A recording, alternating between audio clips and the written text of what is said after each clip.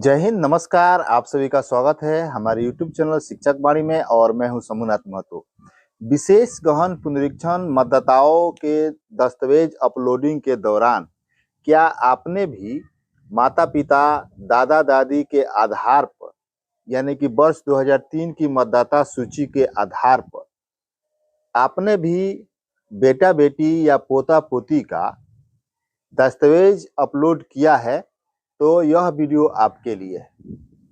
मेरे कहने का मतलब यह है कि जब शुरुआत में जब दस्तावेज अपलोडिंग का कार्य हो रहा था तो उस समय जिस मतदाताओं के माता पिता या दादा दादी का नाम वर्ष 2003 की मतदाता सूची में दर्ज था, तो हम क्या करते थे कि उनके दादा दादी या माता पिता का नाम 2003 में जब था तो 2003 की मतदाता सूची की फोटो खींचते थे और फोटो खींच करके उसे वर्ष 2003 की मतदाता सूची में नाम दर्ज है उस पर क्लिक करते थे और उसके बाद आगे बढ़ करके रिकमेंडेड कर देते थे और वह डाटा उस मतदाता का दस्तावेज अपलोडिंग का कार्य हो जाता था।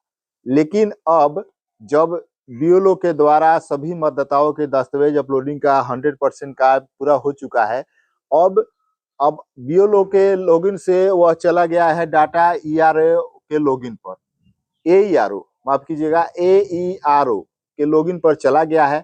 अब एईआरओ के लॉगिन से उसे वेरीफाइड किया जा रहा है, अब उसे भेजा जा रहा है ईआरओ के लॉगिन पर। तो जब ईआरओ के लॉगिन पर भेजा जा रहा है तो प्रत्येक डाटा का सत्यापन किया जा रहा है। तो क्या क्या सत्यापन किया जा रहा है हम आपको पूरे विस्तार से जानकारी देने का प्रयास करेंगे।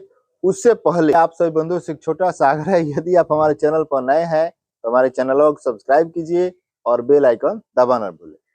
तो अब क्या हो रहा है कि एईआरओ के लॉगिन से उसे सत्यापित करके ईआरओ के लॉगिन पर भेजा जा रहा है। तो अब क्या हो रहा है कि जब आप माता पिता या दादा दादी के आधार पर उस मतदाता का सत्यापन किए हैं, उसकी फोटो खींच करके वर्ष 2003 की फोटो खींच करके उसे आप अपलोड कर दिए हैं। अब वैसे इस प्रकार का जो बीएलओ कार्य किए हैं उनके उस पर वैसे मतदाताओं की क्रम संख्या को लिखी जा रही है और एईआरओ के द्वारा उस बीएलओ के सूचना दी जा रही है और उस मतदाता को नोटिस भी किया जा रहा है कि आपके द्वारा यही दस्तावेज दिया गया है सिर्फ, जबकि आपको जो जन्म तिथि के अनुसार जो भी जन्म तिथि था, जैसे मानकर चलिए अगर 1 जुलाई 1987 के पूर्व जन्म है तो एक दस्तावेज देना है और 1 जुलाई 1987 से लेकर 2 दिसंबर 2004 तक जन्म है तो उन्हें 2 दस्तावेज देने थे, अपना और एक माता या पिता किसी में से एक का। यदि 3 दिसंबर 2004 के बाद जन्म है तो उसे 3 दस्तावेज देने होते थे, एक अपना, एक माता का और एक पिता का। अब तो यहाँ पर दस्तावेज अपलोडिंग नहीं किया गया है बीएलओ के द्वारा, सिर्फ वर्ष 2003 की मतदाता सूची उसके माता या पिता या दादा दादी का है तो उसको खींच करके अपलोड कर दिया गया। तो यहाँ पर अब उसे नोटिस भेजा जा रहा है।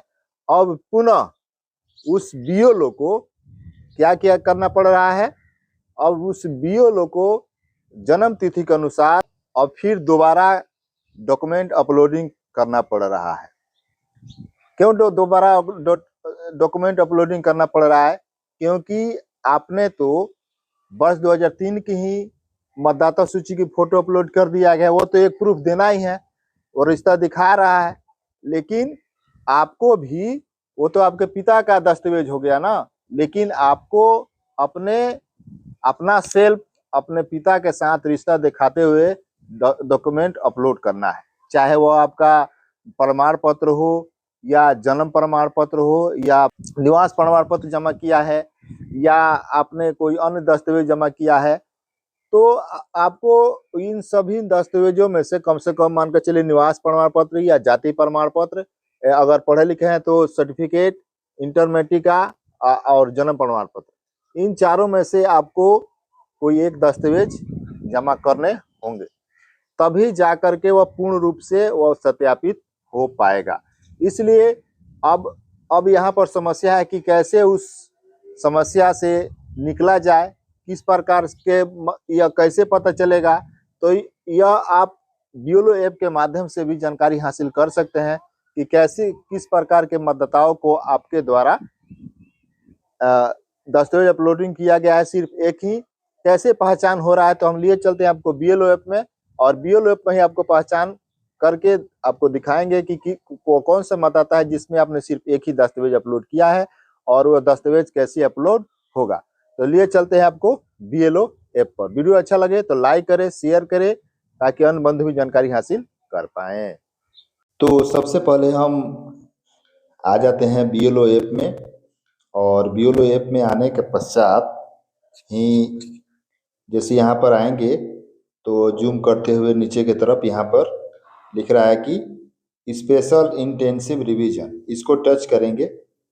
और इसको टच करने के बाद आपने ऐप को अपडेट कर दिया होगा, तो इस तरह से आपके समक्ष डाटा शो कर रहा होगा। तो यहाँ पे जो लिख रहा है रीवेरीफाई अपलोड डॉक्यूमेंट्स, आप इसमें जाएंगे और इसको टच करते हैं। थोड़ा देर समय लेगा, गोल गोल घूमता है नेटवर्क की कमी से। अब यहाँ पर आपके समक्ष सभी मतदाताओं का जिक्र यहाँ पर शो करता है।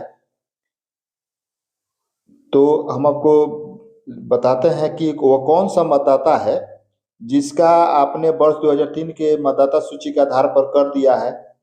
उसके माता पिता या दादा दादी का आपने डॉक्यूमेंट ले करके 2003 के मतदाता सूची की फोटो खींच करके और उनका वेरिफिकेशन कर दिया है।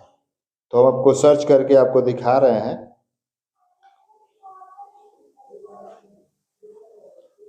और उस मतदाता के पास हम कौन सा है वो मतदाता, हम पहुंच रहे हैं।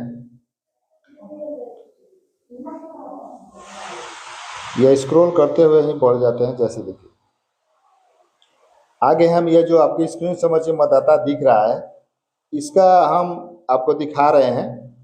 जैसे यहाँ पर जो लिख रहा है अपडेट इन्यूमरेशन डिटेल्स दाहिने की तरफ, इसको टच करेंगे।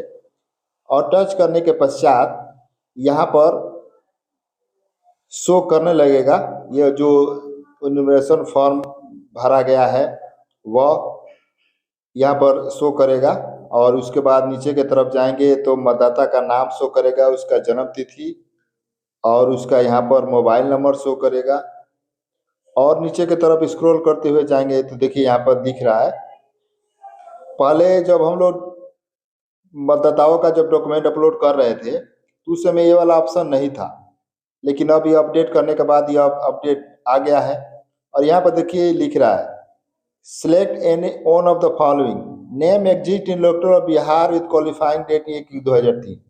हमने इसी के आधार पर यहाँ पर टच करके इस मतदाता का, यानी कि जैसे मतदाता जिनके माता पिता का नाम या दादा दादी का नाम वर्ष 2003 की मतदाता सूची में था, हमने इस पर टच कर रहे थे और उसके बाद नेक्स्ट करके और 2003 की मतदाता सूची की फोटो खींचते थे और उसे अपलोड कर देते थे, रिकमेंडेड कर देते थे। लेकिन अब क्या हो गया है कि इस प्रकार के मतदाताओं का जिनका जन्म तिथि के अनुसार जो 3 जन्म तिथियां निर्धारित की गई है, 1/7/1987 के पहले, 1/7/1987 से लेकर 2 दिसंबर 2004 और 2 दिसंबर 2004 के बाद जो डॉक्यूमेंट लेने का शर्त निर्धारित की गई चुनाव के द्वारा।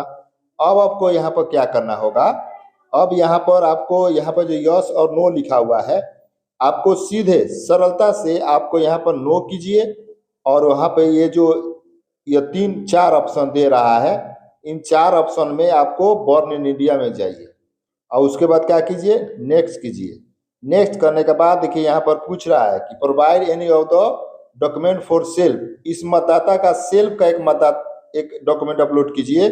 और उसके बाद दूसरा बोल रहा है कि provide document either for father और मदर, माता या पिता में से किसी एक का दस्तावेज अपलोड कीजिए, क्योंकि इस मतदाता का जो जन्म है 1/7/1987 से लेकर 2 दिसंबर 2004 के बीच में जन्म है। तब यहाँ पर आपको क्या, अब यहाँ पर यह डॉक्यूमेंट उसका सेलेक्ट कीजिए। कोई अगर दस्तावेज अगर उससे मतदाता से आप ले रहे हैं तो दस्तावेज उससे लीजिए और उसके ले करके उसका डाटा को क्या कीजिए, आपको अपलोड कीजिए। तो चलिए हम आपको ये कैसे अपलोड करके आप इसको वेरीफाई कर देंगे, हम आपको पूरे विस्तार से जानकारी देंगे। अब क्या करना है कि अगर मान लीजिए अगर कोई दस्तावेज वो दे रहा है, अगर इसमें से देखिए 11 दस्तावेजों में से अब ऐसा भी है कि मतदाताओं से अगर माता या पिता का संबंध जो दिखा रहा है, अगर मान लीजिए पासबुक है या राशन कार्ड है, वो अगर ऐसा है तो उसको ले करके आपको अपलोड कर देना है। तो हम इसमें क्या करते हैं कि एनी अदर डॉक्यूमेंट को चेंज करेंगे। अगर राशन कार्ड दे रहा है तो या पासबुक दे रहा है तो इसका चयन कर लेंगे, और उसके बाद यहाँ पर अपलोड पेज 1 है, फोटो खींचेंगे, और उसके बाद माता या पिता का यहाँ पर जब फोटो खींच लेंगे तो माता या पिता का आप चयन करेंगे, और उसके बाद पूछ रहा है कि आप कौन सा दस्तावेज दे रहे हैं, यहाँ पर लिख रहा है प्लीज सेलेक्ट डॉक्यूमेंट टाइप, और यहाँ पर ऐसे चयन कीजिए। और अगर उस माता या पिता उसके माता या पिता का इस मतदाता का माता या पिता का वर्ष 2003 की मतदाता सूची में दर्ज है, तो देखिए यहाँ पहले ही नंबर पर है। अब हम क्या करेंगे, इसका चयन करेंगे और उसके माता या पिता का जिस क्रम संख्या पर नाम है, भाग संख्या ओल्ड असेंबली नंबर का जो नाम है, इसको भरेंगे। इसका पेज फोटो यहाँ पर खींचेंगे, और यहाँ पर जो लिख रहा है रिकमेंडेड, आपको यहाँ से रिकमेंडेड कर देना है। इस तरह से यदि कर देते हैं आप, इस मतदाता का फुल डॉक्यूमेंट अपलोड हो जाएगा, और आपकी जो समस्या है वह नोटिस इस मतदाता को जो गया हुआ है, यह नोटिस का कार्य पूर्ण हो जाएगा। आशा करते हैं कि आपको हमारी यह वीडियो जानकारी अच्छी लगी होगी। दोस्तों बंधु में शेयर करें ताकि वो भी इस समस्या से समाधान कर पाए। तो तब तक ले मिलते हैं दूसरे वीडियो में। जय हिंद, वंदे मातरम।